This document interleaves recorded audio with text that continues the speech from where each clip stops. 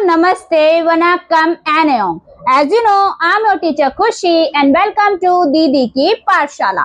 तो जैसे कि एक वीडियो के थ्रू मैं आप लोगों को बता चुकी हूँ कि एनसी वेब का एडमिशन प्रोसेस जो है वो स्टार्ट हो चुका है, जो 8 जुलाई से लेकर 24 जुलाई तक होने वाला है। तो आज मैं उसी के लिए एक डिटेल्ड वीडियो लेकर आई हूँ, जिसमें मैं आप लोगों को पूरे प्रोसेस के बारे में बताऊंगी, साथ ही साथ एनसी वेब क्या है, क्यों इंपॉर्टेंट है, उसके क्या मतलब अगर देखा जाए तो करेक्टरिस्टिक्स हैं, क्यों आपको एनसी वेब में एडमिशन लेना चाहिए एज अ गर्ल, और अगर आप एनसी वेब में एडमिशन लेते हैं तो बाकी लड़कियों से आपकी लाइफ में क्या डिफरेंट होगा और डिग्री में क्या कोई डिफरेंस होगा या नहीं, ये सारी डिटेल्स आज हम इस वीडियो में देख लेने वाले हैं। तो अगर आप चैनल पर नए हैं तो चैनल को सब्सक्राइब कर लीजिए, और अगर आपको मेरी वीडियो पसंद आए तो वीडियो को लाइक करते हुए जाना। लेकिन अगर आपको पूरी डिटेल्ड इन्फॉर्मेशन चाहिए तो वीडियो को स्किप किए बिना उसको अच्छे से सुनना, ठीक है? क्योंकि मैंने खुद एनसी वेब से ही हंसराज कॉलेज से ग्रेजुएशन की है, तो मैं अपना एक्सपीरियंस आप लोगों के साथ शेयर करने वाली हूँ, ठीक है?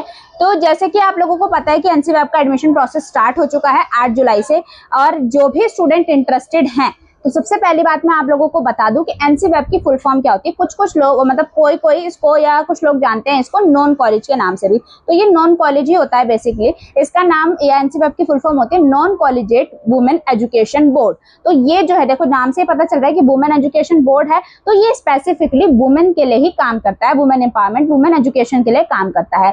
जो एनसी वेब है वो उसमें जो भी गर्ल्स हैं, कौन सी गर्ल्स? सिर्फ दिल्ली की गर्ल्स, ठीक है? दिल्ली की गर्ल्स इसमें क्या कर सकती हैं? अप्लाई कर सकती हैं। और ये अपॉर्चुनिटी दिल्ली की गर्ल्स को क्यों दी जाती है? तो ये उन गर्ल्स के लिए है जिन जो फाइनेंशियली अगर मतलब फाइनेंशियली वीक है, उनके घर की कंडीशन ठीक नहीं है, उनको इकोनॉमिकली मतलब एम्पावर होने के लिए उन्हें काम करना पड़ेगा, या वो कोई रेगुलर कोर्स कर रही हैं, ठीक है? तो आप क्या है, आप रेगुलर कॉलेज नहीं कर सकते इस केस में, ठीक है?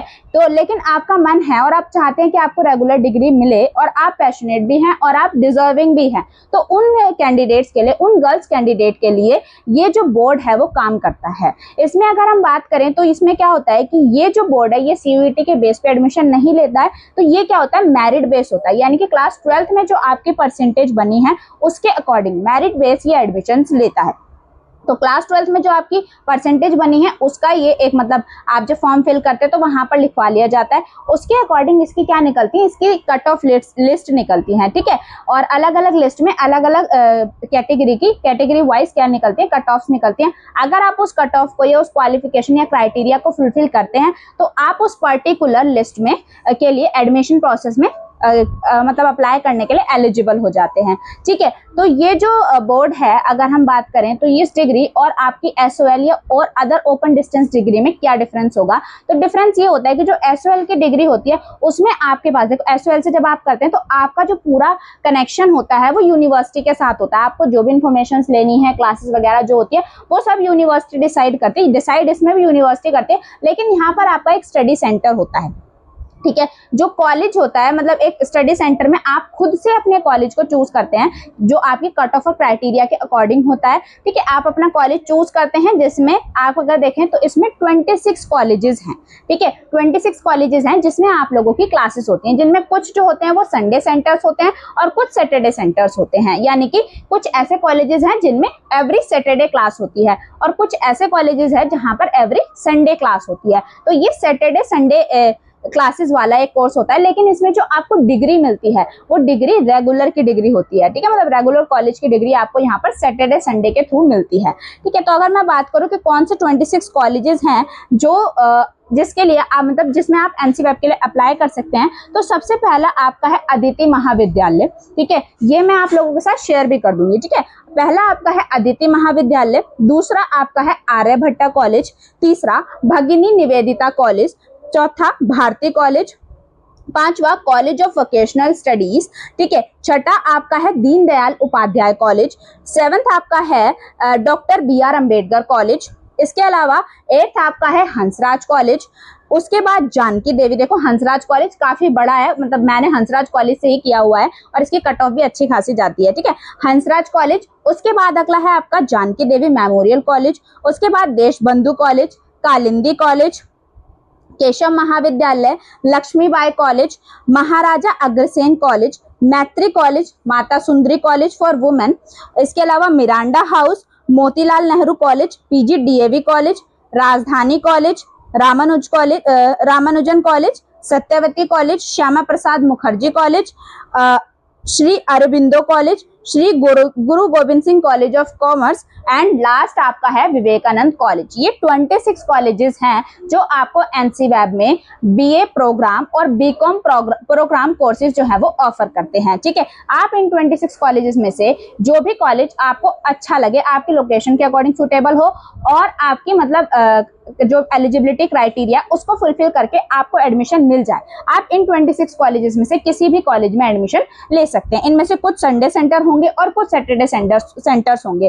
ठीक है, वैसे ही कहने की बात होती है कि संडे को ही क्लास होगी, सैटरडे को ही क्लास होगी, क्योंकि जब शेड्यूल बनकर आता है तो बहुत सारी ऐसी क्लासेस भी होती हैं जो वीकडेज में होती है, वीकेंड्स में ना होकर। ठीक है, तो आपको मतलब वैसे तो ये मतलब ये है कि अगर सैटरडे सेंटर है तो सैटरडे को तो होगी ही होगी कंपलसरी क्लास, लेकिन अगर आपका शेड्यूल इस तरीके से बना है, आपके एग्जाम्स पास आ रहे हैं और आपका सिलेबस कंप्लीट नहीं हुआ है तो क्लासेस बढ़ा दी जाती हैं, स्पेशल क्लासेस मिलते हैं तो वो आपको वीकडेज में भी मिल जाती हैं। अब कुछ बच्चों का डाउट होगा, क्या मैम क्लासेस लेना इंपॉर्टेंट है, मतलब क्लासेस लेने की नीड है या नहीं? तो यहाँ पर बेटा आप लोगों को क्लासेस लेने की नीड होती है। क्लासेस लेने की नीड इसीलिए नहीं कि आपका कॉन्सेप्ट्स क्लियर होंगे, तो कॉन्सेप्ट्स क्लियर होंगे और आप फेस टू फेस इंटरेक्ट कर पाएंगे क्लास में, ये तो है ही एक, लेकिन इसके अलावा यहाँ पर अटेंडेंस जो है वो आपकी काउंट होती है। ठीक है, जिस तरीके से रेगुलर कॉलेज में 75% अटेंडेंस का इशू होता है, मतलब वो काउंट होती है, और अगर आपकी वो अटेंडेंस नहीं है तो आप नहीं दे सकते, मतलब एग्जाम्स नहीं दे पाते, उसी तरीके से एनसीवैब में भी 75% अटेंडेंस वाला जो क्राइटेरिया है वो मांगा जाता है। तो आप लोगों के लिए क्लासेस लेना इंपॉर्टेंट होता है। ठीक है, इसके अलावा आपके असाइनमेंट्स, वाइवा, ये सब भी होते हैं, तो वो जरूरी, मतलब वो देना भी आपके लिए इंपॉर्टेंट हो जाता है कि आपको असाइनमेंट भी देना है, आपको वाइवास वगैरह में भी वहां पर फिजिकली प्रेजेंट होना जरूरी है। ठीक है, तो क्योंकि अब आप अगर एनसीवैब में एडमिशन लेते हैं तो आपको मतलब पूरा एक रेगुलर कॉलेज वाला ही एनवायरनमेंट मिलेगा, पूरी मतलब वही उसी तरीके से प्रोफेसर्स आपके क्लास में आएंगे, आपके साथ मतलब इंटरेक्ट करेंगे, 1-to-1 इंटरेक्शन भी होता है वहां पर, और काफी मतलब अच्छी खासी बॉन्डिंग आप लोगों की वहां पर देखने को मतलब बन जाती है प्रोफेसर्स के साथ। आप इन्फॉर्मेशन कलेक्ट कर रहे हैं, आज भी बहुत सारे प्रोफेसर्स मतलब ऐसे हैं जो मतलब जैसे कुछ प्रोफेसर्स हैं जिनसे आज भी हम लोग अगर कुछ पूछना चाहें तो हम पूछ सकते हैं। ठीक है, तो मतलब एक अच्छा इंटरेक्शन वहां पर बन जाता है, और ये वुमेन्स के लिए मेरे अकॉर्डिंग तो एक बहुत ही अच्छी अपॉर्चुनिटी जो है वो दी गई है दिल्ली यूनिवर्सिटी की तरफ से, एनसीवैब जो बोर्ड है। ठीक है, मुझे पर्सनली अच्छा लगता है कि अगर आप एक गर्ल हैं और आप चाहते हैं कि भाई आपको मतलब और भी काम करना है, कुछ फाइनेंशियली अपनी फैमिली को सपोर्ट करना है, उसके लिए आपको कुछ जॉब वगैरह करनी है और आपको नॉर्मल बीए प्रोग्राम ही करना है, तो ये बहुत अच्छी अपॉर्चुनिटी हो जाती है आप लोगों के लिए कि आप एनसीवैब से कर लें। ठीक है, तो अब अगर यहाँ पे बात करें तो जो ये मैंने आपको बता दिया कि 2 कोर्सेज ऑफर कराता है आपका, एक बीए प्रोग्राम और एक बीकॉम प्रोग्राम। ठीक है, तो बीए प्रोग्राम और बीकॉम प्रोग्राम दोनों ही कोर्सेज जो है उसमें सब्जेक्ट कॉम्बिनेशन थोड़े थोड़े डिफरेंट होते हैं। जैसे कि कुछ ऐसे कॉलेजेस है जहाँ पर पंजाबी भी साथ में आप ले सकते हैं। ठीक है, और मतलब कहीं इकोनॉमिक्स एंड हिस्ट्री का कॉम्बिनेशन है, तो कहीं हिस्ट्री एंड पॉलिटिकल का कॉम्बिनेशन है। इस तरीके से आप कॉम्बिनेशन वाइज जो है वो चूज कर सकते हैं कॉलेजेस को। ठीक है, और जैसे कि अगर शेड्यूल की बात करें तो इसका जो ऑफिशियल शेड्यूल है, मतलब किस तरीके से क्या रहने वाला है पूरा प्रोसेस की, कब आपकी कट ऑफ लिस्ट आएगी, ये सब अभी ना प्रॉपरली इन्होंने दिया नहीं है बुलेटिन में। ठीक है, जैसे मैं आप लोगों के साथ इसे भी शेयर कर दूंगी, तो जो भी है ऑनलाइन रजिस्ट्रेशन का आपको बता दिया गया कि रजिस्ट्रेशन कब से कब तक होगा, लेकिन शेड्यूल अभी नहीं आया है। तो जैसे इसमें क्या लिखा है, जैसे फर्स्ट जो आपकी एडमिशन कट ऑफ आएगी, ये सब अभी टू बी नोटिफाइड या टू बी अनाउंस्ड लिखा है। ठीक है, तो यहाँ पर आपको 5 कट ऑफ्स के बारे में बताया गया है कि ऐसे 5 एडमिशन कट ऑफ्स आएंगी।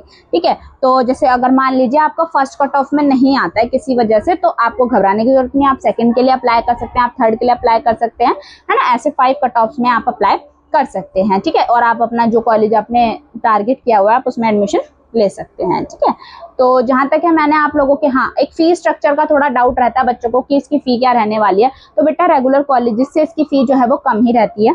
ठीक है, रेगुलर कॉलेज में जहां आप 20,000 25,000 अराउंड कुछ देते हैं, और लेकिन यहाँ पर जो है वो फीस थोड़ी सी कम रहती है। जैसे लास्ट ईयर की अगर मैं बताऊं, इस ईयर की तो अभी नहीं अनाउंस हुई है, तो लास्ट ईयर की जो फी थी वो 8,000 समथिंग की फी थी। ठीक है, तो ये यहाँ पर जो फी होती है, यहाँ पे फी जो है वो ईयरली नहीं जाती है, ये सेमेस्टर वाइज फी होती है। ठीक है, एवरी सेमेस्टर आपको पे करना होता है, ईयरली फी नहीं होती, तो सेमेस्टर वाइज फी होती है। इसके अलावा आपको एग्जामिनेशन फी फिल करनी होती है, ठीक है। आपके अदर चार्जेस भी होते हैं, लाइक जो आपका आई कार्ड बनता है, आई कार्ड आपका बनता है वो जैसे रेगुलर कॉलेज के स्टूडेंट्स का होता है वैसे ही आप लोगों का भी एक आई कार्ड बनता है जिससे आपको एंट्री वगैरह मिलती है कॉलेज में, ठीक है। तो उसके चार्जेस अलग लगते हैं, अदरवाइज आपका 8000 समथिंग का कुछ आएगा फी का, ठीक है। और क्या रहता है इसके अलावा, ऑलमोस्ट मैंने आप लोगों को सारी इन्फॉर्मेशन दे दी है। हाँ एक चीज, हाँ डॉक्यूमेंट्स का थोड़ा मैं बता देती हूँ कि डॉक्यूमेंट्स आपको क्या क्या प्रिपेयर करने हैं। तो डॉक्यूमेंट्स तो आपको पता है कि आपकी 10th की मार्कशीट जाएगी, इसके अलावा आपकी 12th की मार्कशीट जाएगी, 10th की मार्कशीट, 12th की मार्कशीट, ये तो कंपलसरी है ही क्योंकि 12th की मार्कशीट के अकॉर्डिंग ही आपकी मेरिट लिस्ट बनने वाली है। तो 10th की मार्कशीट, 12th की मार्कशीट, इसके अलावा अगर आप किसी कैटेगरी से बिलोंग करते हैं, लाइक आप SC ST OBC या किसी भी कैटेगरी से बिलोंग करते हैं, तो वो कैटेगरी का सर्टिफिकेट आपका जाएगा, ठीक है। अगर आप SC कैटेगरी से है तो SC सर्टिफिकेट, OBC कैटेगरी से हैं तो OBC सर्टिफिकेट प्लस NCL आपको देना होता है, नॉन क्रीमी लेयर का जो सर्टिफिकेट होता है, क्योंकि OBC जब तक काउंट मतलब नहीं किया जाता जब तक आपके पास NCL ना हो। ST हैं, PWD कैटेगरी से हैं, AWS कैटेगरी से, जिस भी कैटेगरी से आप बिलोंग करते हैं वो कैटेगरी सर्टिफिकेट आपको देना पड़ेगा। इसके अलावा आपको एक आइडेंटिटी प्रूफ देना पड़ता है, लाइक आधार कार्ड या वोटर ID कार्ड जो भी आपके पास है, ठीक है। ये डॉक्यूमेंट्स आपके पास होने चाहिए एडमिशन के लिए, ठीक है। एडमिशन जब आप ऑनलाइन अप्लाई करेंगे तो ये सारे डॉक्यूमेंट्स आपको लेकर जाने हैं, ठीक है। तो जैसे कि ये सब मैंने आप लोगों को बताई दिया एक डिटेल वीडियो के थ्रू, तो बाकी जो भी आगे आएगी इन्फॉर्मेशन वो सब मैं आपको इस चैनल पर देती रहूंगी। लेकिन मैं बार बार आपसे कहूंगी, अगर आप एक गर्ल हैं, आपने सारी एजुकेशन दिल्ली से ली है और आपको BA प्रोग्राम ही करना है तो आपके लिए NCWeb बहुत अच्छा और बेटर ऑप्शन है, ठीक है। आपको कॉलेज लाइफ भी इंजॉय करने के लिए मिलेगी सारी, और एक अच्छा खासा इन्वायरमेंट में मिलेगा आप लोगों को, एक सेफ्टी इन्वायरमेंट में मिलेगा आप लोगों को, ठीक है। और रेगुलर कॉलेज जाना भी नहीं पड़ेगा, ठीक है।